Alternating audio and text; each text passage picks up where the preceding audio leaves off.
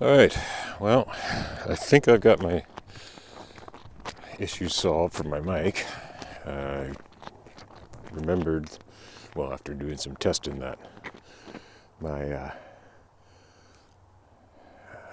when I have the mic plugged in, I also don't hear sound on the phone, so it probably was working yesterday and I just didn't know it. Whew, it's a cold day today. We're expecting some snow. I'm just looking over at Nibbler and see what he's doing, but we're on some familiar ground. This is the old railway line, part of the Canada Trail that goes from Fredericton to, well, in the direction we're walking is towards Pleasant Valley, and then the next community it would have hit would have been Brindalvin. Yeah, and I walked this rail line. I'm going to keep walking and see if Nibbler will follow. Yeah, I walked on this rail line as a kid. I'm quite familiar with this little part of the woods, so I thought this would be a good kind of walk for today, and I needed a little bit of a nostalgia kick and some happy memories, because I got some bad news on my car inspection that I'm going to need to put in about $1,000 worth of work on it to get it to pass inspection. Maybe even a little more if apparently I need to get a little body work done too. Which is money I can't really afford, but I need a car because I'm hoping to find work, and I'll need a car to get back and forth to the job if I get to that point. Anyway, I'm going to flip this over to the other side of to the front-facing camera, and we'll walk down the trail and I'll keep talking. Alright, walking down the trail. Like I said, it's a cold day today. It got down to -7 last night, and we're supposed to be getting a bunch of snow. It definitely feels like it could snow, but it's not supposed to start until around supper time tonight. So we'll see how that goes. And it's supposed to turn to rain overnight too, so I don't know how much snow will be on the ground in the morning, but I'll likely have some driveway clearing to do. So, one of those days. But yeah, it's I have a lot of memories on this rail line. This is I remember wandering back in the woods behind our neighbors. I called Aunt Hilda and Uncle Emerson, but they weren't relatives, just adopted kind of for their kids, especially me. Anyway, their old farmstead would extend all the way back to this rail line. I remember doing lots of walking and exploring, and even a few times walking in this trail to get to Fredericton to visit friends of mine. Well, one guy in particular, who I'd go over to his place pretty often, and we'd play video games, or we'd go exploring in the woods, or playing on the tracks. Nibbler's still following, just making sure. Yeah. They only turned this to trail around the time that I moved out west, so all of my memories, this would have been rail line and gravel. And now it's a really nice trail that goes all the way across the province. Whew, it is cold. Also, as I was putting this on,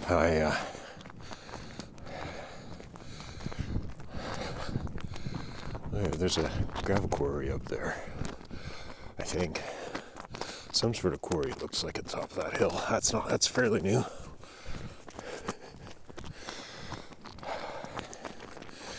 Whew, it's hard to keep my train of thought in the cold. Anyway, why don't I kind of give a little update on what I'm working on this week. I've been teaching myself QGIS while I'm using ChatGPT and other large language models to kind of help train me and learn how to do things that I need to do.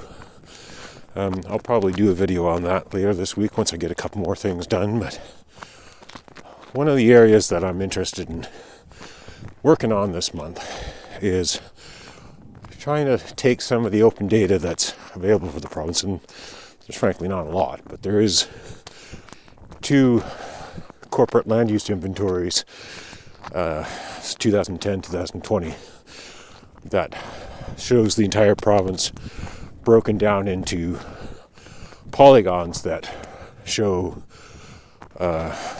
streams and wetlands, forests, farms, and commercial and residential land use.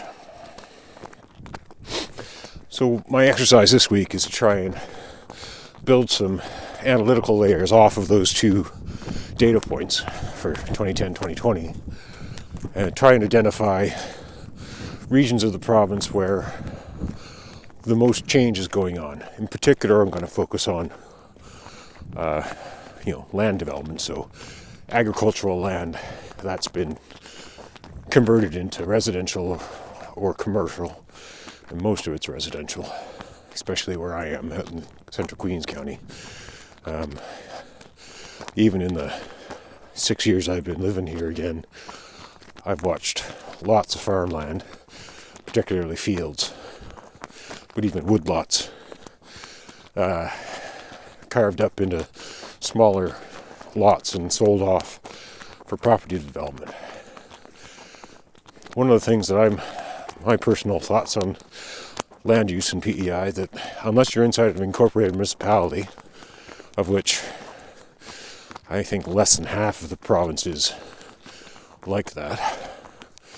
Again, I do have that layer as well. I'll do some statistical gathering to get a more accurate number on that. But like I said, most of the area around where I live is not incorporated. So land use falls to the provincial level, and there's very little, and there certainly doesn't seem to be anything for protections for farm land. One of the things that I learned to appreciate when I was living out in Victoria was the Greater Victoria area had what was called an agricultural land reserve, or ALR for short. And lands that were in the ALR were extremely difficult to pull out of that ALR and turn into residential or commercial development.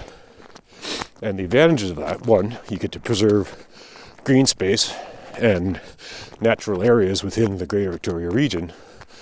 But the other is it also helps push down the price of farmland. Farmland here is so expensive because, in part, I think, because any of it can be turned into residential commercial, so it's that value. And there's quite a bit of development going on the island as a lot of people retire or buy investment properties here. So having an agricultural land reserve, I think it would go a long way to arresting the hollowing out of our, part of the natural beauty of PEI, which, is a lot of people come here because they like the rolling fields and hills and the patchwork quilt. And that's not slowly, it's quickly eroding. In the past few decades, it's changed. There's a lot of agricultural land that's no longer agriculture, it's just houses. And especially when you're as far away from urban centers as this part of Queens County is, you're creating housing properties, housing stock, in areas where it requires people to have cars. And in a future where we're trying to reduce our footprint, that's contradictory to that effort in many ways. In addition to, like I said, destroying the natural beauty.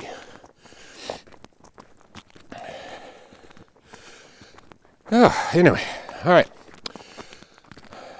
My hands are getting cold, so I think I might wrap it up there. I will be doing some of these videos from my computer, But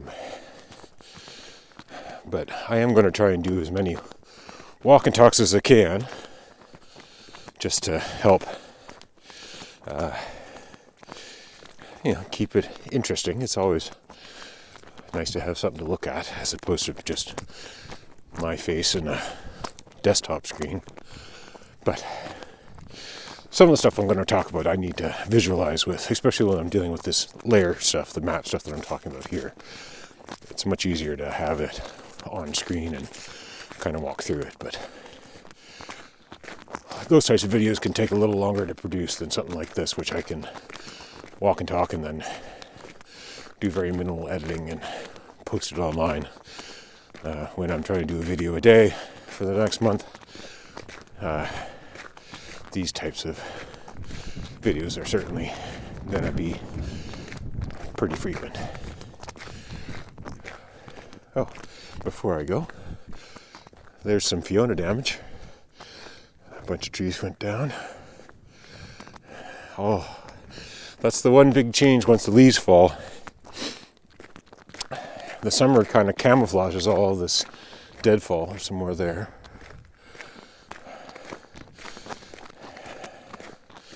And every year it does change as trees grow and fill in gaps, but there's still a lot to heal. And once we get into fall and winter, that damage becomes visible again. See, more trees there. But the island's on the mend, and thankfully we didn't get another hurricane this year, so I'm thankful for any fall we can get through without a hurricane landing after having 2 in the first, 3-4 years when I moved back. So hopefully that's not a trend that increases too quickly. I know that it's much more likely for us to get hurricanes now than it was when I was a kid, I think, and it's going to increase as the ocean warms and the Gulf warms in particular. They'll become more common, but Dorian was 2019, Fiona was 2022, so 2 hurricanes in the span of 4 hurricane seasons was way too much for my taste, especially Fiona. That was it was an eye-opening experience for me. I'd never experienced a storm that had winds that strong and lasted as long as it did. I'm hoping that that was a blip and not something that's going to recur in the next few years or hopefully decades, but we'll see. Okay, I'm just about at the point where I think my childhood house is just over to the right. Well, about 1 kilometer probably, but we're in the Pleasant Valley area now, I think. I'm enjoying these trails while I can before the snow falls, which, like I said, we're getting some tonight, but I don't think it'll stick around. At least, my memories as a kid are not, my memories of winters as a kid are not as valid as what I remember now, because I certainly remember winters where the ice would be forming in the Gulf in December, I think. Certainly we'd be getting snow, and there were chances that snow could fall and stick even as early as November. But now, at least my experience since moving back and being a quarter century away, it doesn't seem like the snow sticks until January, and even then we can get deep into January before real winter sets in.